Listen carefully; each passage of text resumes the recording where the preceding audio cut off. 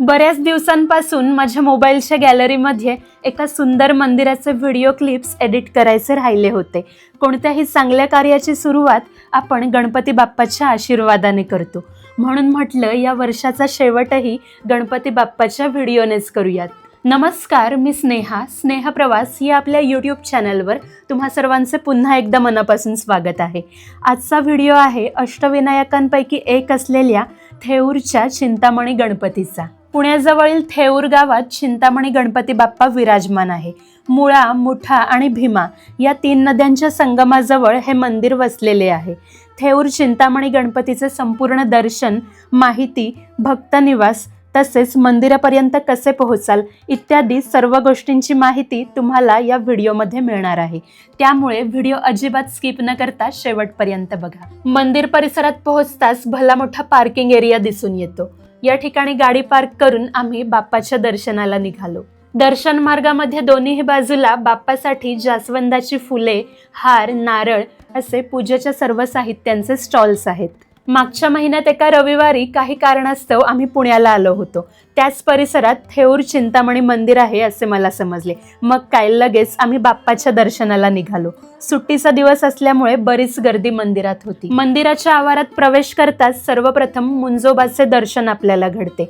दुपारी उन्हामध्ये भक्तांची गैरसोय होऊ नये म्हणून आवारात सर्वत्र मंडप घातलेले आहे. चिंतामणी गणपती मंदिराचा इतिहास खूप जुना आहे. यादव काळातील संदर्भ या मंदिराशी जोडले जातात. पण या मंदिराचे आजचे भव्य स्वरूप पेशवे काळात निर्माण झाले. विशेषतः थोरले माधवराव पेशवे हे चिंतामणी गणपतीचे निस्सीम भक्त होते. त्यांचे स्मारकही मंदिराच्या आवारात आहे. ते मी तुम्हाला पुढे व्हिडिओमध्ये दाखवेल. मंदिराचे बांधकाम लाकडी असून त्यावरील सुरेख नक्षीकामाने या कौलारू मंदिराचे सौंदर्य आणखीन खुलून दिसते. सुबक लाकडी कमानींनी वेढलेले खुल्या दालनांचे हे मंदिर आहे. प्रत्येक दालनाजवळ अष्टविनायकांतील 8 गणपतींच्या प्रतिमा लावण्यात आल्या आहेत.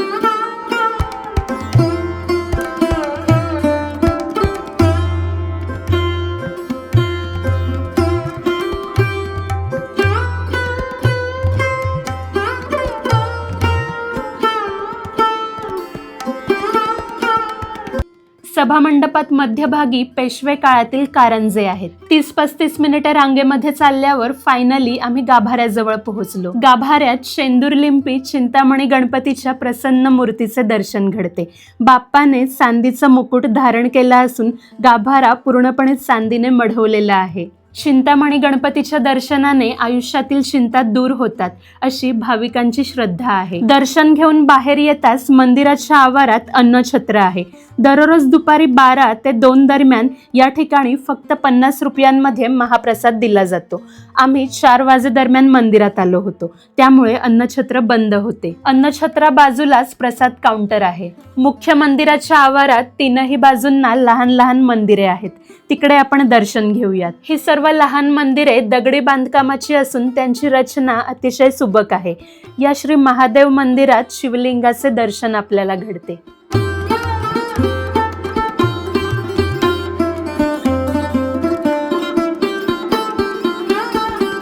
मुख्य मंदिराच्या मागच्या बाजूस सुंदरसे श्री विष्णू लक्ष्मी मंदिर आहे. विष्णू लक्ष्मीच्या पाषाणातील मूर्तींचे दर्शन या ठिकाणी आपल्याला घडते.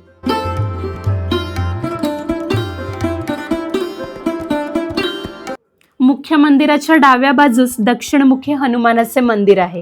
तिकडे आपण आता दर्शन घेऊयात. हनुमानजींच्या शेंदूर लिंपी सुंदर मूर्तीचे दर्शन या ठिकाणी घडते. मूर्तीजवळ तेवणारी ही झुलती समई विशेष लक्ष वेधून घेते. मंदिराच्या प्रवेशद्वाराजवळच श्रीमंत थोरले माधवराव पेशवे यांचे स्मारक आहे.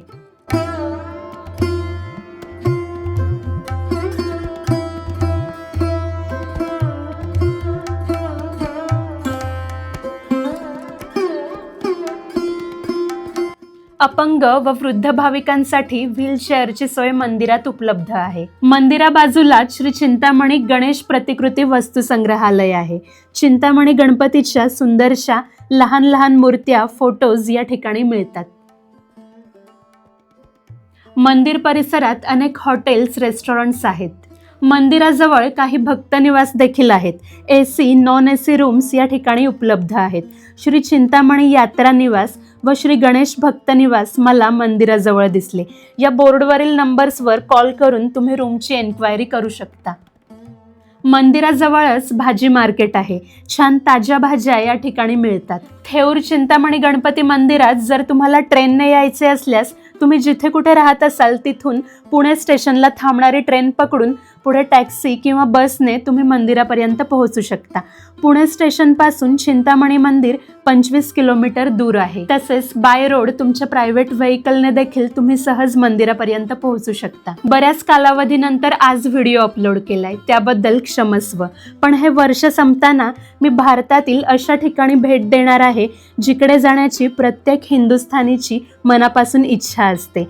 नवीन वर्षात त्या जागेचे व्हिडिओज मी तुमच्यासाठी घेऊन येणार आहे. अष्टविनायकांतील पालीचा बल्लाळेश्वर गणपती व महडचा वरदविनायक गणपती हे व्हिडिओज देखील मी यापूर्वी चॅनलवर अपलोड केले आहेत. त्यांची लिंक मी खाली डिस्क्रिप्शन बॉक्समध्ये दिली आहे. ते व्हिडिओज देखील जरूर बघा. आजच्या व्हिडिओबद्दल जर काही क्वेरीज असतील तर कमेंट करून नक्की विचारा. तसेच व्हिडिओ कसा वाटला हे देखील कमेंट करून जरूर कळवा. शेवटपर्यंत व्हिडिओ बघितल्याबद्दल सर्वांचे मनापासून आभार.